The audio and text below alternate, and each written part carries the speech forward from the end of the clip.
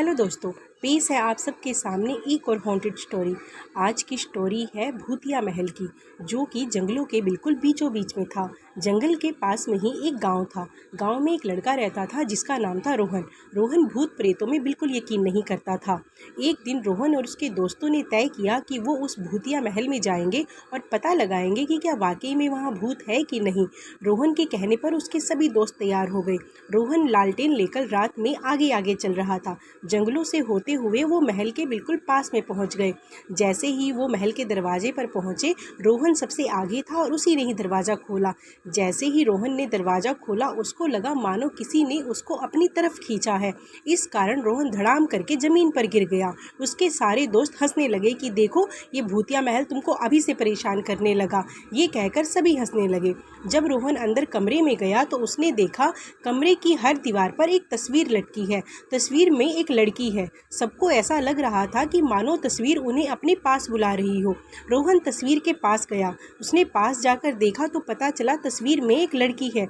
लड़की हंस रही है, लेकिन उसकी आंखों में एक अजीब सी रोशनी है जो कि बहुत ज़्यादा डरावनी है। उधर दूसरी तरफ सबको लग रहा था कि सबके कानों में कुछ न कुछ आहट हो रही है। सभी डरकर इधर उधर देख रहे थे। अचानक से उनको एक साया दिखाई दिया जो कि वहाँ के शीशे में था। सभी लोग डर गए। सभी भागकर इकट्ठा हो गए और रोहन को कोसने लगे कि तुम्हारे कहने पर ही हम इस भूतिया महल में आए हैं। अगर तुम ना कहते तो हम इस मनहूस महल में कभी ना आते। सभी ने तय किया कि वो अब इस महल से निकल जाएंगे। जैसे ही रोहन पीछे मुड़ा, उसने देखा कि उसके पीछे एक भूतनी खड़ी थी और भूतनी कोई और नहीं, वही लड़की थी जो कि तस्वीर में थी, लेकिन उसकी आंखों में एक अजीब सी रोशनी थी। सभी लोगों में अफरा तफरी मच गई। सभी दरवाजे की तरफ भागने लगे ताकि अपनी जान बचा सके। सबने बहुत कोशिश की, लेकिन महल का हर एक दरवाज़ा पूरी तरह से बंद हो गया था। जैसे ही रोहन ने आंखें खोली, उसने देखा कि वही लड़की उसके सामने बैठी है और उसको लगातार अपनी आंखों में देख रही है। उसकी आंखें इतनी ज़्यादा डरावनी थी कि रोहन चाहकर भी अपनी आंखें बंद नहीं कर पा रहा था। अचानक से सभी बेहोश हो गए। अगले दिन सभी लोग जंगल में पड़े मिले। जैसे ही सबकी आंखें खुली, सबने यही पूछा कि वो लोग यहाँ कैसे पहुँचे। किसी को कुछ पता नहीं था। सबने खड़े होने के बाद रोहन को ढूंढा, लेकिन रोहन कहीं नहीं मिला।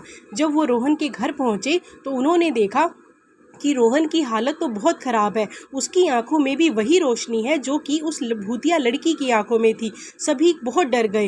रोहन को पता चल गया था कि उसको भूतनी ने अपने कब्जे में कर लिया है और उसको सारी ज़िंदगी अब ऐसे ही जीना है। दोस्तों, अगर आपको कहानी अच्छी लगी तो मेरे चैनल को लाइक और सब्सक्राइब ज़रूर करें। धन्यवाद।